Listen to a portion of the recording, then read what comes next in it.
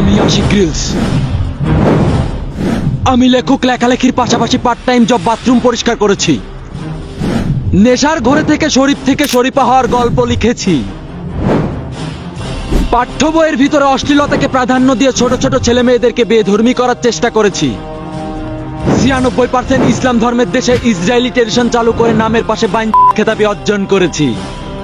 ইসলাম কান্ট্রিতে সমগামিতার বৈধতা চেয়ে ছোট থেকে বড়, বুড়ো থেকে গুঁড়ো একটানা সবার গালমন্দ হজম করেছি। মহান আল্লাহ তাআলার সৃষ্টি আম গাছকে সার্জারি করে জাম গাছে পরিণত করেছি। বাংলাদেশে ল্যাংটা হয়ে ঘোরার স্বাধীনতা চেয়েছি এবং শেষ পর্যন্ত নাস্তিক হয়ে ইসলাম ধর্মটাকে ধ্বংস করার জন্য দেশ বিদেশে চুলপাকনামি করে বেরিয়েছি। এইসব নাস্তিক মার্কা কর্মকাণ্ড বাদ দিয়ে আমি চলে এসেছি তুমি থেকে আমি পর্বতে। এই তুমি থেকে আমি পর্বতে আমি আপনাদের বিশেষ একজন চুলপাকনা লেখকের সাথে পরিচয় করিয়ে দিব, যে দিনে খাই গাঁজা, রাতে খাই ভাজা, দুপুরে খাই মুড়ি। চলেন আজকের ভিডিও শুরু করি। 88 বন্যায় ভেসে এসেছি টিকটকারদের দেশে, কষ্টে বষ্টে বেঁচে আছি টিকটকারের বেশে। এই টিকটকারের বেশে যত শুনেছি মানুষের মুখে গালি, তার থেকেও অনেক ভালো হিজলাদের তালি। মোটরকপ্টারের মোটা ড্রাইভারের গাড়িতে সরিষার তেল না থাকায় আজ আমি রান ভেরি ভেরি স্লোলি করে চলে এসেছি এই তুমি থেকে আমি পর্বতে। এই তুমি থেকে আমি পর্বতটি বাংলাদেশের যেখানে সেখানে অবস্থিত। এই তুমি থেকে আমি পর্বতের মানুষেরা ভেরি ভেরি পোর, কারণ তারা নিজ অর্থায়নে কাজ করে। তারা বাংলাদেশের মতো দেশে থেকেও সিটার বাটপারির টাকা খায় না, কিন্তু এইভাবে তারা কোনোদিনও বড়লোক হতে পারবে না। কারণ বাংলাদেশের প্রেক্ষাপটে যত করবা সিটার বাটপারি, বাড়ি বিল্ডিং উঠবি তাড়াতাড়ি। সুদ ঘুষ খাও, বড়লোক হও। যেহেতু তারা সুদ ঘুষ খায় না, এইটা কিন্তু তাদের বড় একটা অর্জন। এর জন্যই তাদের জীবনটা এত সুন্দর, কারণ তাদের টাকা নাই কিন্তু সম্মান আছে। আর সম্মান টাকার থেকেও মূল্যবান, কারণ টাকা দিয়ে সম্মান কেনা যায় না। এইটা দেখতে পাচ্ছেন একটা মেশিন, এইটা কিন্তু অনেক বিপজ্জনক একটি কামান। এই কামানটি আমাদের একটি দেশ দিয়েছে যুদ্ধের জন্য। তারা এই মূল্যবান কামানটি দিয়েছে আমাদের আত্মরক্ষার জন্য। বুঝতে পারছেন? কারণ তারা আমাদেরকে অনেক ভালোবাসে।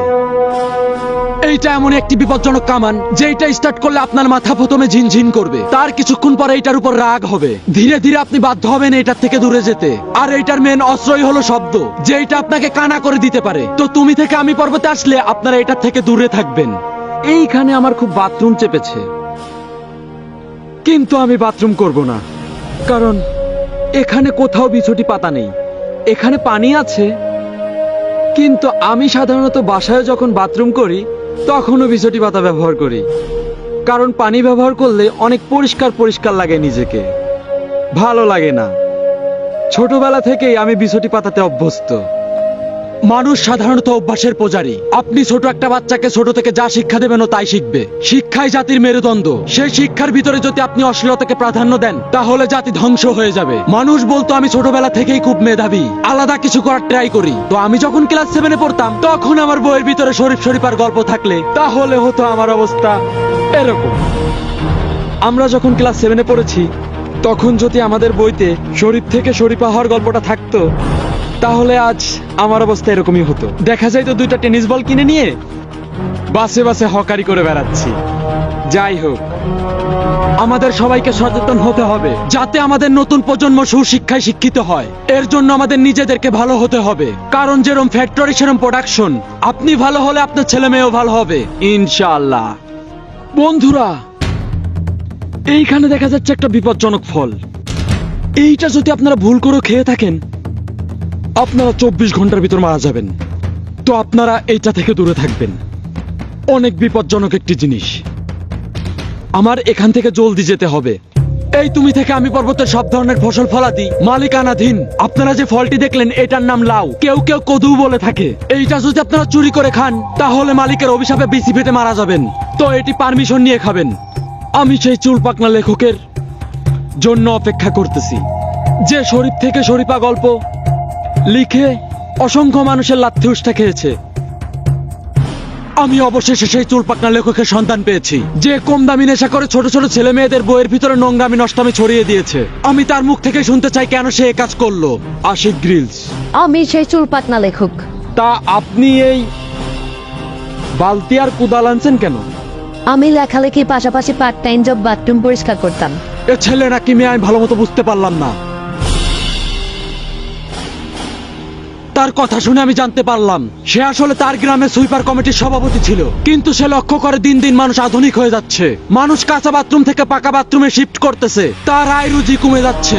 সে বুঝতে পারলো এই পথে আর টাকা ইনকাম করা সম্ভব না। তারপরে চলে এলো তার মাঝে ভাইরাল হওয়ার একটি নেশা, কিন্তু সে টিকটকে ভাইরাল হতে পারলো না, কারণ তার বাড়ির সাথে খালও ছিল না এবং সে মাছও মারতে পারতো না। আর তার ভিতরে সবচেয়ে বড় প্রবলেম হলো সে ছেলে, কিন্তু মনে মনে সে নিজেকে মেয়ে মনে করে। সে এটাকেই তার অস্ত্র বানালো, হাত থেকে বালতি ঘাড় থেকে কুদাল ফেলে হাতে কলম তুলে নিল, সুইপার থেকে লেখক হয়ে গেল।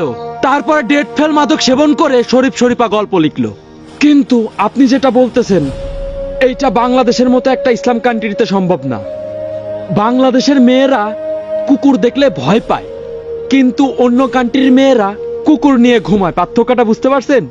বুঝতে পারছি। হ্যাঁ, এটাই। আসেন। এই গল্পটি লেখার জন্য বাংলাদেশের মানুষ আমাকে এই দেশ থেকে তাড়াই দিছে। আসলে বাংলাদেশের মানুষ তো আপনাকে তাড়াই দেবে, কারণ আপনি যে কাজ করছেন ইসলাম বিরোধী কাজ করছেন আপনি। আর বাংলাদেশের মানুষ অন্য কিছু ঠাঁই দিলেও ইসলামকে আঘাত করবেন এইটা তারা সহ্য করতে পারবে না। তা আপনার মতো লেখকের ঠাঁই হলো জাপানে, আর জাপানটা হলো এই দিকে। তুই ডেন্ডিখোর লেখক জাপানে যা, তোর মতো লেখকের এই বাংলাদেশে কোনো ঠাঁই নাই।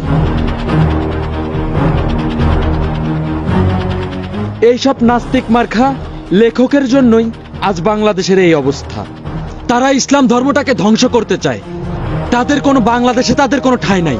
তাদেরকে ডাইরেক্ট জাপানের পথ দেখিয়ে দিলাম, কারণ নাস্তিকদের বাংলাদেশে কোনো ঠাঁই নাই। ভিডিওটি ভালো লাগলে ভিডিওটি শেয়ার করে দিবেন। ধন্যবাদ সবাইকে।